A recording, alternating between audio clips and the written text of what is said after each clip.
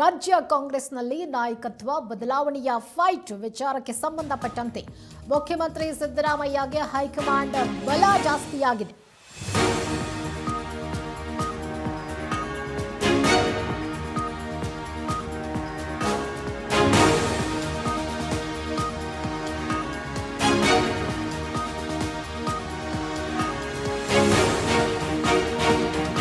ರಾಜ್ಯ ಕಾಂಗ್ರೆಸ್ನಲ್ಲಿ ನಾಯಕತ್ವ ಬದಲಾವಣೆಯ ಫೈಟ್ ವಿಚಾರಕ್ಕೆ ಸಂಬಂಧಪಟ್ಟಂತೆ ಮುಖ್ಯಮಂತ್ರಿ ಸಿದ್ದರಾಮಯ್ಯಗೆ ಹೈಕಮಾಂಡ್ ಬಲ ನೀಡಿದೆ.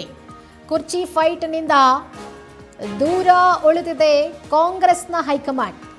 ಸಿದ್ದರಾಮಯ್ಯ ದಾಖಲೆಯ ಬಜೆಟ್ಗೆ ವರಿಷ್ಠರು ಸಮ್ಮತಿಯನ್ನ ಕೊಟ್ಟಿದ್ದಾರೆ. ಕರ್ನಾಟಕದ ವಿಚಾರದಲ್ಲಿ ಆತುರದ ನಿರ್ಣಯ ಬೇಡ. ಇದೇ ವರ್ಷ ಕೇರಳ ತಮಿಳುನಾಡು ಚುನಾವಣೆಗೆ ಸಿದ್ಧತೆ ಮಾಡಿಕೊಳ್ಳಬೇಕಾಗಿದೆ. ಸಿಎಂ ಅಹಿಂದ ಬಲದ ಬಗ್ಗೆ ದೆಹಲಿ ವರಿಷ್ಠರಿಗೆ ಈಗಾಗಲೇ ಮನವರಿಕೆ ಕೂಡ ಆಗಿದೆ. ಶಾಸಕರ ಸಂಖ್ಯಾಬಲ ಸಿದ್ದರಾಮಯ್ಯ ಅವರ ಬೆನ್ನಿಗೆ ನಿಂತಿದೆ.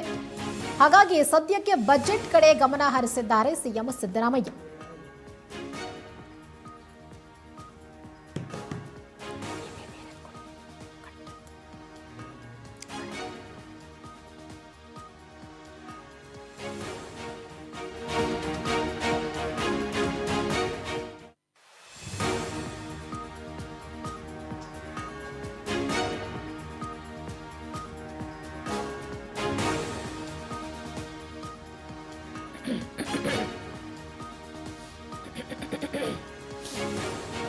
ರಾಜ್ಯ ಕಾಂಗ್ರೆಸ್ನಲ್ಲಿ ನಾಯಕತ್ವ ಬದಲಾವಣೆಯ ಫೈಟ್ ವಿಚಾರಕ್ಕೆ ಸಂಬಂಧಪಟ್ಟಂತೆ ಹೈಕಮಾಂಡ್ ಸೈಲೆಂಟ್ ಆಗಿದೆ. ಯಾಕಂದರೆ ಮುಖ್ಯಮಂತ್ರಿ ಸಿದ್ದರಾಮಯ್ಯನವರಿಗೆ ಹೈಕಮಾಂಡ್ನ ಒಂದು ಬಲ ಇದೆ. ಕಾರಣ ಸಿದ್ದರಾಮಯ್ಯ ಅವರಿಗೆ ಅಹಿಂದ ಬಲದ ಬಗ್ಗೆ ದೆಹಲಿ ವರಿಷ್ಠರಿಗೆ ಆಲ್ರೆಡಿ ಮನವರಿಕೆ ಆಗಿದೆ. ಇನ್ ಕೇಸ್ ಅವರನ್ನ ಸಿಎಂ ಸೀಟಿಂದ ಇಳಿಸ್ಬಿಟ್ರೆ ಶಾಸಕರ ಒಂದು ಬೆಂಬಲ ಏನಿದೆ ಅವರಿಗೆ ಶಾಸಕರಿಗೆ ಅಸಮಾಧಾನ ಆಗತ್ತೆ ಅನ್ನುವಂಥದ್ದು. ಜೊತೆಗೆ ಶಾಸಕರ ಸಂಖ್ಯಾಬಲ ಹೆಚ್ಚಾಗಿ ಸಿದ್ದರಾಮಯ್ಯ ಅವರ ಬೆನ್ನಿಗಿದೆ.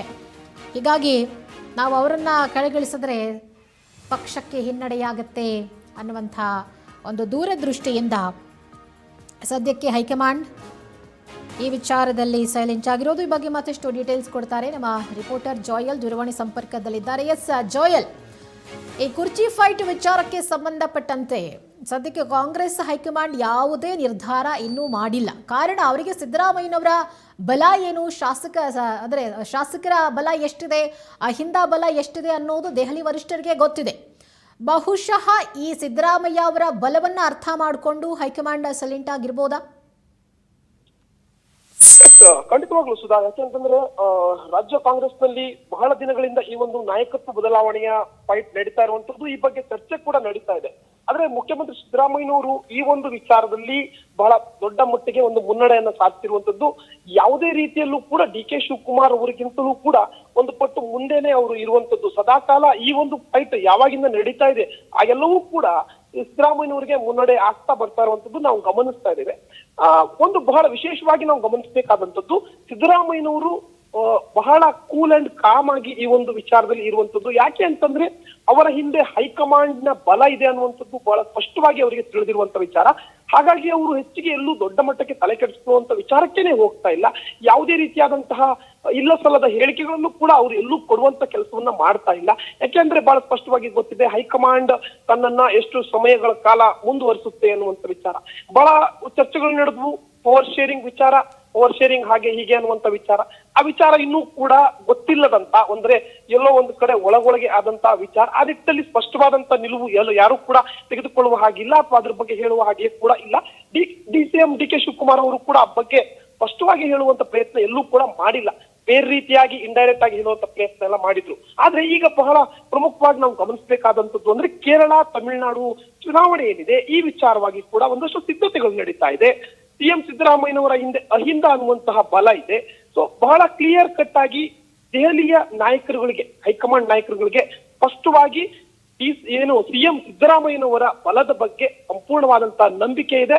ಆ ಒಂದು ಬಲದ ಬಗ್ಗೆ ಅವರಿಗೆ ಈಗಾಗಲೇ ಮುಂದಿನ ಚುನಾವಣೆಯನ್ನ ಆ ಬಲ ಅಂದ್ರೆ ಈ ಒಂದು ಬಲವನ್ನು ಇಟ್ಟುಕೊಂಡು ಹೇಗೆ ಎದುರಿಸಬಹುದು, ಅಂದ್ರೆ ಸಿದ್ದರಾಮಯ್ಯನವರನ್ನ ಇಲ್ಲಿ ಏನಾದ್ರೂ ಇಳಿಸ್ಬಿಟ್ರೆ ಏಕಾಏಕಿ ಯಾವ ರೀತಿಯಾದಂತಹ ಪರಿಣಾಮ ಬೀಳುತ್ತೆ ಅನ್ನುವಂಥದ್ದು ಸ್ಪಷ್ಟವಾಗಿ ತಿಳಿದಿದೆ. ಹಾಗಾಗಿ ಈ ವಿಚಾರವಾಗಿ ಏನು ಈಗಾಗ್ಲೇ ಏನು ಒಂದಷ್ಟು ಏನ್ ಹೇಳಿಕೆಗಳು ಬರ್ತಾ ಇದಾವೆ ಅಥವಾ ಚರ್ಚೆ ಏನಾಗ್ತಾ ಇದೆ, ಆ ರೀತಿಯಾಗಿ ಏಕಾಏಕಿ ಸಿದ್ದರಾಮಯ್ಯನವರನ್ನ ಇಳಿಸುವಂತದ್ದು ಅಥವಾ ನಾಯಕತ್ವ ಬದಲಾವಣೆ ಮಾಡುವಂತದ್ದು ಕಷ್ಟ. ಹಾಗಾಗಿ ಈ ವಿಚಾರದಲ್ಲಿ DK ಅವರಿಗೆ ಹಿನ್ನಡೆ, ಹಾಗೆ CM ಸಿದ್ದರಾಮಯ್ಯನವರಿಗೆ ಮುನ್ನಡೆ ಆಗಿದೆ. ಸುಧಾ. ಓಕೆ, ಥ್ಯಾಂಕ್ ಯು ನಿಮ್ಮೆಲ್ಲ ಡೀಟೇಲ್ಸ್ಗಾಗಿ ಜೋಯಲ್.